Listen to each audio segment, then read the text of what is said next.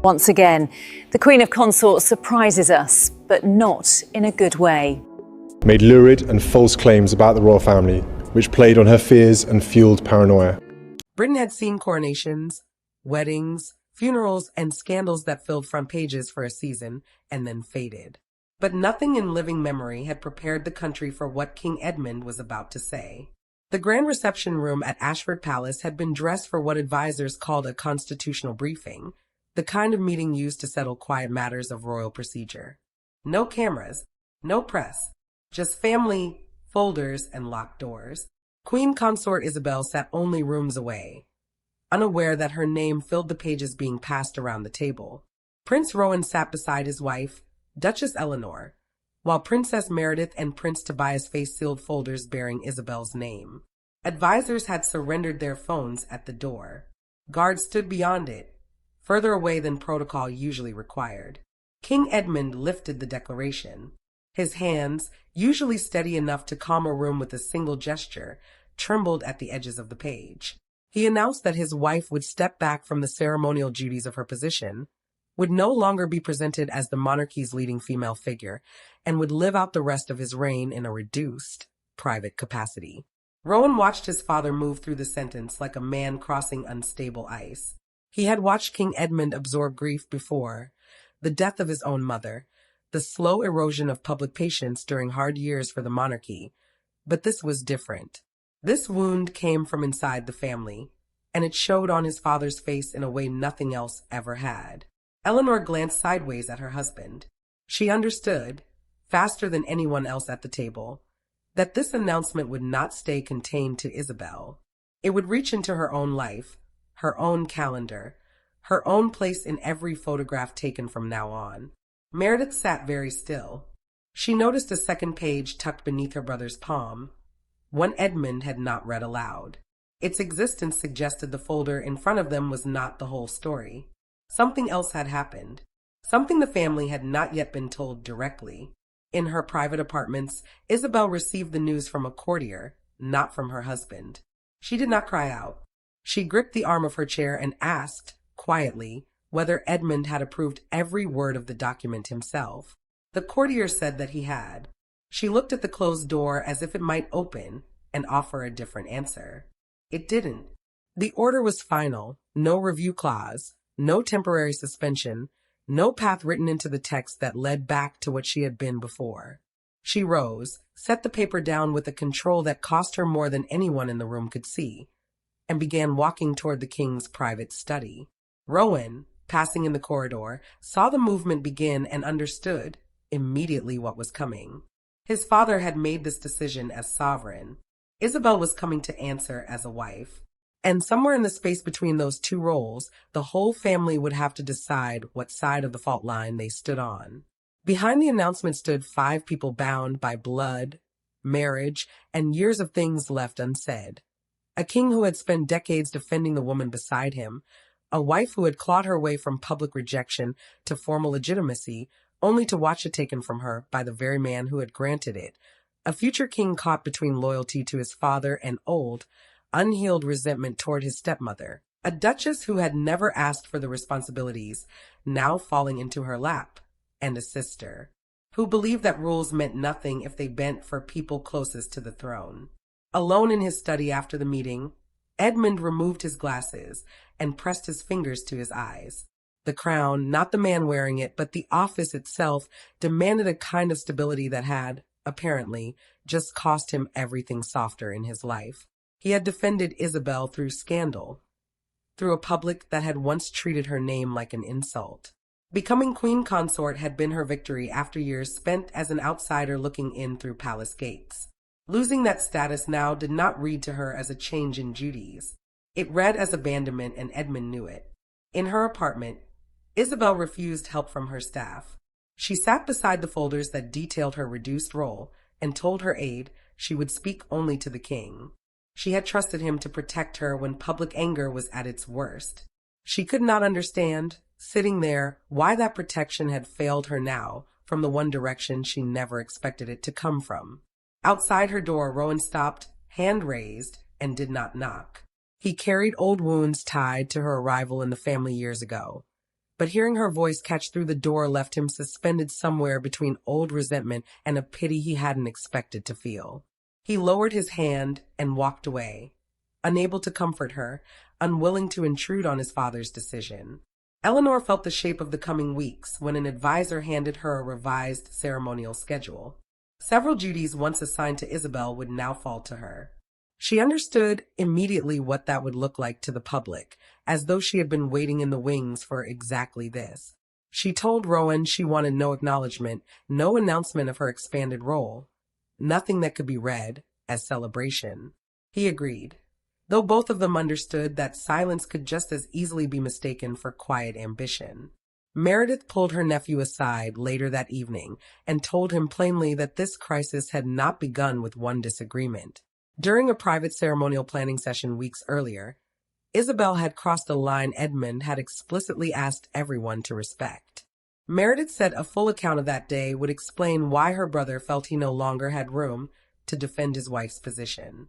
To understand why the king had been willing to wound the woman he loved, the family would have to go back to the afternoon when a single quiet decision turned private tension into open betrayal. The unraveling did not begin with raised voices. It began with a chair. Only a handful of royals had been present for the closed rehearsal of an investiture ceremony at Ashford Castle weeks before. Edmund had issued a clear instruction regarding where each member of the family would stand and sit, a matter of ceremonial precedence, the invisible architecture that tells the public, without a single word, who holds what rank. Isabel understood the instruction. Rowan understood it. And when the moment came to take her place, Isabel sat in the chair reserved for Eleanor and did not move when an aide asked her to. Eleanor stopped in the doorway and said nothing. Isabel kept both hands on the arms of the chair, and in that silence the whole room understood exactly what was being communicated without a single confrontational word spoken. Rowan arrived a few minutes later, saw his wife standing to the side, and felt something in him go cold. He believed the act was designed to diminish Eleanor's future position in the family. Eleanor's own composure was the only thing that kept him from turning the moment into a scene. Edmund confronted Isabel privately after the rehearsal ended. He asked why she had ignored a direct instruction. She told him, without flinching, that she would not make herself invisible simply because the next generation was in a hurry to inherit what she had spent years earning. Edmund heard more in that sentence than defiance. He heard his marriage and the question of succession beginning to pull in two different directions, and he understood, for the first time, that he might have to choose between them. Meredith deepened that fear days later when she brought her brother a file showing that several ceremonial instructions had been quietly altered or delayed by people connected to Isabel's household. Seating cards for a recent event had been switched before anyone else had arrived. Someone, it seemed, had begun preparing for a confrontation before the family had even agreed there was one to have. Edmund summoned Isabel to his study without advisors present. He placed the altered plans on the desk between them and waited for the door to close. The chair at Ashford Castle had revealed the fracture. But it was in that locked study, away from courtiers and cameras, that the marriage and the monarchy would finally collide. Edmund did not raise his voice when Isabel entered. That, more than anything, was what frightened her. The altered seating plan sat on the desk, its crossed-out names carrying an accusation neither of them wanted to say aloud. She had come and braced for anger. What she found instead was grief. He asked her one question, stripped of every title and formality between them. Had she ever truly intended to respect the future he was trying to build? He wanted to know whether the incident at the castle had been a misunderstanding, an act of open defiance, or part of something larger, an ongoing effort to hold on to a position she feared slipping away from her. Isabel admitted, without excuses, that she had known the chair belonged to Eleanor. She argued that surrendering every visible marker of her seniority would leave her queen consort in title only, a decoration with no substance behind it.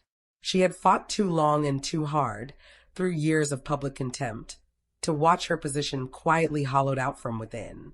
Edmund answered with words she had not expected to hear from him. The throne, he said, had never existed to prove how much they loved each other. He still loved her. That much had not changed and would not change, but as sovereign he could not let personal affection override the stability of the succession. Isabel flinched at that, more than she had at anything said so far. She unpinned a brooch, a piece she had worn at nearly every state occasion since becoming his wife, and set it on the desk between them, telling him he could not ask her to carry the symbols of power while stripping away the substance of it. Edmund opened the file Meredith had given him. It documented unauthorized contact between Isabel's office and the ceremonial planners, evidence that the incident at the castle had not been spontaneous, but arranged. Isabel accused Rowan's household of building a case against her. Edmund stopped her there. His son had not made the final recommendation. That single correction, small as it was, seemed to break something in her that had been holding until then. She rose without asking for mercy, left the brooch on the desk, and walked out without looking back. Edmund waited until her footsteps faded before ringing for his private secretary. He ordered a formal, irreversible reduction of her public role. The marriage had survived scandal, public hostility, and years of quiet judgment from people who never forgave her for existing in the life she'd built with him. But the moment Edmund turned their private rupture into an official instruction, the conflict stopped being personal and became structural, and structural decisions, once made, are almost impossible to undo. A king may sign an order alone, but no transformation inside a royal family survives on a single signature. Behind Edmund's declaration stood a quiet, uneasy alliance of people who had each arrived at the same conclusion for entirely different reasons. Rowan wanted stability. Meredith wanted discipline restored to a household she felt had drifted from it. Eleanor wanted, more than anything, to be kept out of a fight she had never asked to inherit. When they gathered around the long table in the Privy Council room, each of them understood that reducing Isabel's role would not only change her future, it would reshape all of theirs. The king's private secretary explained that Isabel's marriage could not be touched by any order. It was a legal and personal bond outside the reach of royal instruction. But her public functions, her household's authority, her ceremonial presentation, and her access to the resources of the crown could all be restructured by decree. Rowan, Meredith, Tobias, and Eleanor had been summoned because they would be the ones absorbing the responsibilities, the public scrutiny, and the private resentment that this change would generate. Edmund understood that this decision would not stay contained to one household. It would redraw the balance of the entire family, whether they wanted it to or not. Eleanor opened the proposed schedule and went still. Her name now appeared beside ceremonies Isabel had been expected to lead for years. She understood the danger of that instantly. Every new responsibility handed to her could be read by the public as proof that she had benefited from another woman's fall from grace. Rowan leaned forward and insisted that Eleanor must never appear to have asked for any of it. He feared that public sympathy for Isabel, however complicated, would harden into suspicion of his wife, a suspicion that could follow her for the rest of her life in this family. Eleanor agreed, though her discomfort deepened with every reassigned duty listed on the page in front of her. Meredith turned to her brother and refused to make the moment easier than it was. Protecting Isabel from the consequences of her own actions, she said, would now weaken the crown's credibility rather than preserve it. Authority only survives, she reminded him, when the rules apply even to the people closest to the sovereign. Edmund listened without protest. Tobias, seated at the edge of the table, said little, but his silence confirmed that whatever alliance had formed in that room was no longer theoretical. It was already in motion. The advisors laid out the harshest terms last. Isabel's household appointments and public engagements would now require approval from the king's central office. Edmund signed a second instruction preventing any reversal of the decision, even under pressure, even during illness, even with time. He set down the pen, looked at his son, and told him plainly that a future monarch must never again confuse personal affection with constitutional duty. Within the hour, an order went out to Isabel's senior aide. Her private office suite was to be cleared before the end of the day. The first sign of Isabel's new reality was in the headline. It was an empty schedule. Engagements vanished from her calendar one by one. Briefing folders stopped arriving. Staff who had entered her rooms every morning for years were quietly redirected elsewhere without a word of explanation. Then came the order to clear the office from which she had exercised whatever influence she built for herself, piece by piece, over more than a decade. She stood in that office and stopped at the sight of the archival boxes already waiting beside her desk, a life she had not agreed to pack away. When an aide told her the rooms needed to be emptied before evening, Isabel refused to touch a single object herself. Packing those boxes with her own hands would feel like conceding that Edmund's judgment had been right, and she was not ready to hand him that victory, not yet. Her official calendar, the record of every royal appearance she had ever been scheduled to make, had already been wiped clean. Invitations that once required her presence had been quietly reassigned or postponed. Her communications team was instructed to route every public statement through the Central Palace office instead of issuing anything independently. It was a small change on paper, but it meant that even her own words now required someone else's permission before they could be spoken. The aide began removing framed photographs from the walls in silence. Isabel watched without a word until the woman reached a small photograph of Edmund from years earlier, taken before either of them had any idea what their life together would cost them. Isabel crossed the room, took the frame into her own hands, and held it against her chest. He had defended her when the entire country seemed determined to reject her. Now his own order was dismantling, piece by piece, the life they had built together. Another folder held a deeper wound still. Several charities she had supported for years received letters informing them that Eleanor, Meredith, or another royal might represent the crown at future events in her place. Each replacement was a small, formal signal that her absence from public life was not temporary. It was designed to last. She turned another page and found that the next major state ceremony had already been restructured. She would no longer walk in beside Edmund. The loss, until that moment, had existed mostly behind closed doors. Now it would be visible to an entire watching nation. That evening, Edmund passed her half-cleared office without entering. Isabel saw his shadow pause beneath the door and, for one brief second, let herself believe the handle might turn. It didn't. He sent no advisor and no formal message that night, only a short, handwritten note asking her to meet him in the small garden room at dawn. At dawn, there were no uniforms outside the garden room, no secretaries arranging papers, no family members waiting nearby to intervene if things went wrong. Edmund arrived first. Isabel came a few minutes later, carrying the photograph she had taken from her office. For the first time since the announcement, they were not king and consort, not sovereign and subject, not two rival centers of influence inside the same household. They were simply two people trying to find out whether whatever they'd built together could survive what the crown had just done to it. Isabel set the photograph down on the table between them and asked whether he had acted because she'd embarrassed the monarchy or because he no longer believed in her at all. Edmund didn't hide behind procedure. He told her plainly that he still loved her. That hadn't changed and wasn't going to, but love couldn't excuse placing their private bond above the stability of the succession and the unity of the wider family. Eleanor's growing prominence, he said, wasn't a personal attack on Isabel. It was simply the shape of the future the monarchy now had to prepare for, whether any of them liked it or not. Isabel listened, and then admitted something she hadn't said aloud until that moment, that fear, not ambition, had driven what she'd done. She had endured years of public hostility and quiet humiliation to earn her place, and some part of her had convinced herself that Eleanor's rise would erase every hard step it had taken her to get there. She made a decision then that Edmund hadn't expected. She told him she would withdraw from any further contest over ceremonial position, that she would stop treating Eleanor's future as something to be resisted. She asked for no reversal of the order and no quiet promise that things might change later. Edmund answered with the same honesty. She would remain his wife. She would keep a private, protected home, and she would keep her personal dignity intact. But her public role would not be restored, not now, not later.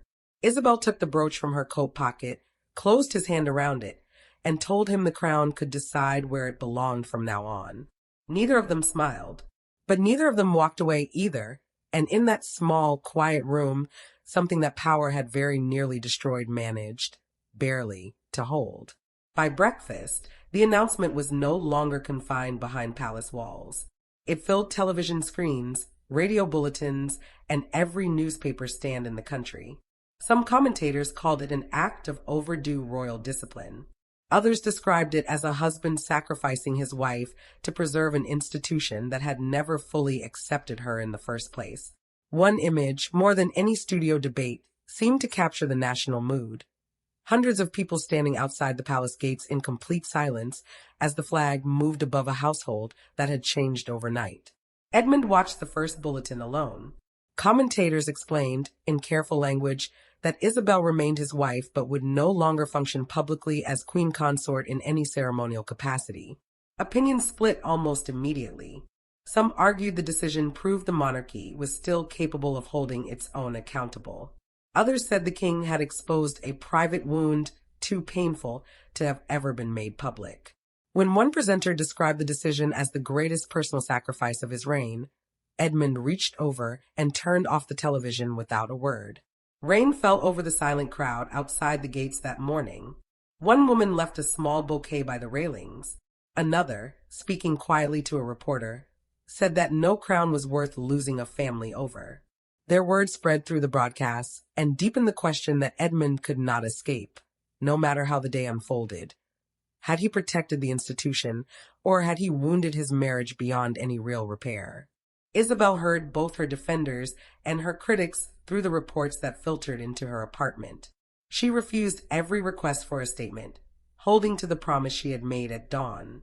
Her silence mattered because a single angry word from her could turn a private surrender into something that looked, publicly, like open rebellion. But staying silent also meant allowing strangers on television to write her story for her while she said nothing in her own defense.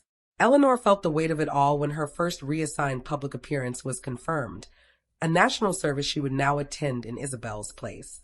Rowan immediately instructed his own staff not to celebrate the change, not to brief against anyone, not to treat any of it as a victory. He insisted the family needed to project steadiness rather than triumph, because Eleanor's rise could never be allowed to look as though it had been built on someone else's fall. The real answer to what had happened didn't arrive in another statement or another leaked folder. It arrived the following week, when the family stepped out together for their first public appearance since the announcement, and the country could finally see, plainly, who stood where. Edmund appeared as sovereign, steady and composed, though those closest to him could see what the last weeks had cost him. Rowan and Eleanor stood prepared for the responsibilities now clearly theirs. Meredith remained, as she always had, the family's quiet enforcer of duty over sentiment. And Isabel, absent from the ceremonial center for the first time in over a decade, stood as living proof that even a deep, enduring love could not always outrank the demands of an institution built to survive far longer than any one marriage inside it. Edmund paused before leaving his private rooms that morning. The empty space that would stand beside him during the ceremony carried the full weight of everything that had changed. He steadied himself against a table for a moment, then walked forward alone into the sovereign's position, refusing to let the day be delayed by his own grief. Eleanor walked further down the procession than she ever had before, now serving as the principal female royal, a role she had never sought and had gained only through another woman's fall from grace. Rowan stayed close beside her, understanding fully that their greater responsibility had arrived through pain rather than any kind of triumph. Isabel watched from a private area, without ceremonial insignia, without the markers of rank she had worn for over a decade. She remained composed as Eleanor stepped into the place she had once occupied. She grieved quietly in her own way, but she no longer contested the succession or treated the younger couple as rivals to be resisted. Her life with Edmund would go on, not as a shared reign, but simply as a marriage stripped down to whatever was left once the crown had taken its share. Meredith stood near her brother after the ceremony ended and said nothing at all. Her presence alone was enough to remind him that he had chosen duty at a price that public approval could never fully repay. Edmund,